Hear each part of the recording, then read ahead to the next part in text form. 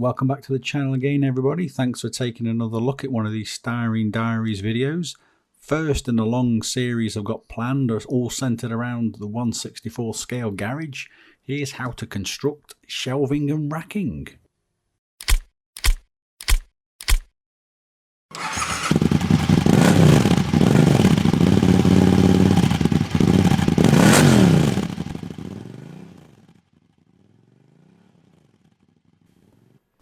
So I'm going to start with some shelving and racking because they're very straightforward to make out of L sections and some flat sheets. Really easy to construct, cut, manufacture and put together, and a great little start to begin putting together a garage. So why not start somewhere? Why not do some shelving?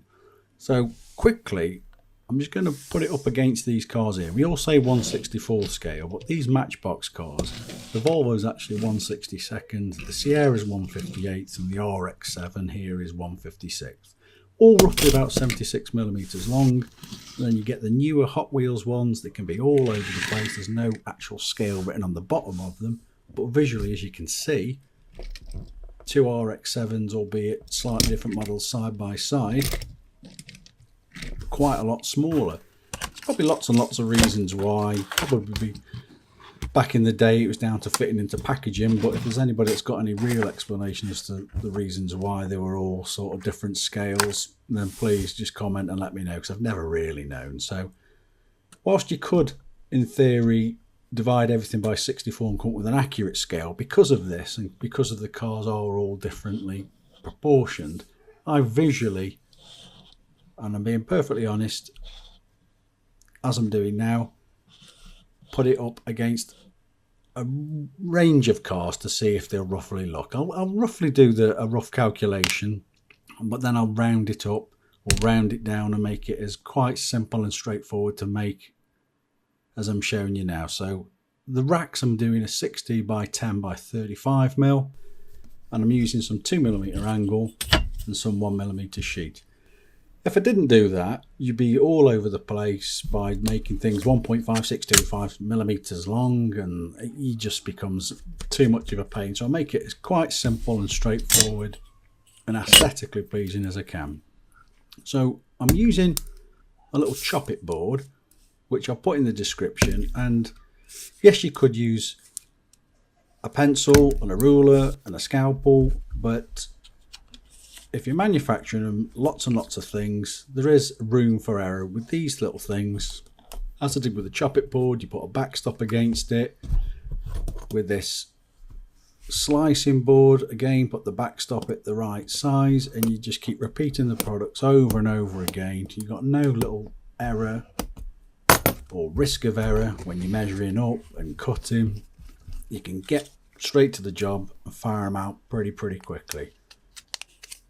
And as quick, really, as I've said, that is as quick as you can cut through and make lots and lots of these little pieces. Now, once you've got all these pieces together, all I simply do, and I've done it in another video, is I make a little sticky base so I can put all the pieces on. And as I go through this and some of the parts and the other series of these videos, I'll show you different methods that I use for sticking things down, but for now it's very straightforward. Pieces of masking tape roughly marked out, which I've put some fake marks in, and I'm just going over now of where I want the cross sections to go, and I'll very simply stick them down. And it does get a little bit fiddly here, so a little bit of patience is needed. But whilst it's sat on that base, it's not going to go anywhere, and you can simply tickle it together with some of this mech and put all the pieces together. Again, I'll put the descriptions or the links in the descriptions to where to get these, should I say. And whilst it's in this state, again, you can put some little uprights, well, they're actually cross sections of the shelving as well. It's very easy to stick together. And what I tend to do is flip it over to the identical other piece that I've already done, because it's easier to glue it or use the mech in a downward motion than trying to get the brush and go up and trying to stick it that way, so it's always easier to go down. And once it's all put together and had a few, it doesn't even need minutes, only a few seconds to stick together, you can simply peel it away, and that is it. As simple as that. You can add some little side sections if you want, like I have here, just to give it a little bit more realism. And if you really wanted to, you could cut up some sheet pieces to make it into some actual shelving, because the majority of the ones I'm going to use here is going to be for tyre racks.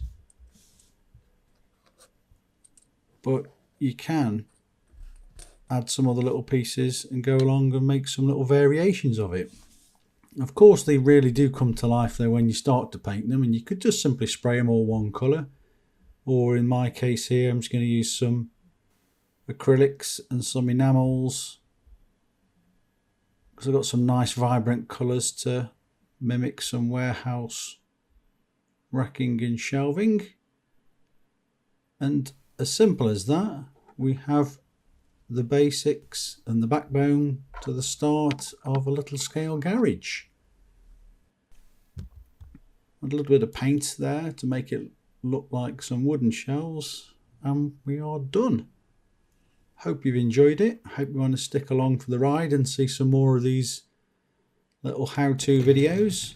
But as always, take a look at my channel and all the other videos and customs and modifications on these cars that I've got. Please subscribe. As always, thanks for watching.